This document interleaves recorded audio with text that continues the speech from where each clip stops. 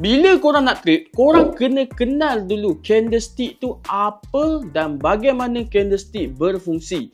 So, jadi sekarang ni kita ada satu benda yang dipanggil iaitu OHLC, iaitu open, high, low dan juga close.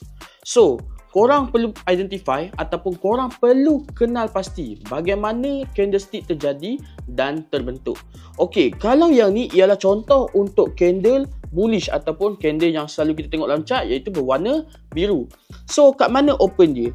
So, jadi untuk pengetahuan korang, inilah open dia. Oh, kalau untuk high dia dekat mana? Dekat shadow ni, iaitu high. Kalau untuk low, korang tengok ini kita panggil low, di shadow yang paling rendah sekali. And then close dekat mana? Dekat kawasan sini. So, jadi ini ialah contoh untuk candle bullish. Kalau candle bearish macam mana?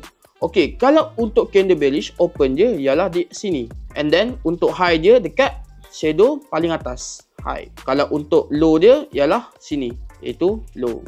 And then kalau untuk close, dia berada pada paras ni. Alright, so jadi bila mana korang dah kenal pasti bagaimana identify-nya terbentuknya sesuatu candlestick, korang dah lebih senang untuk faham bagaimana candlestick terbentuk dalam chart. So jadi korang nak lebih banyak ilmu, korang tekan link kat bawah sekarang, join channel Chap Razak.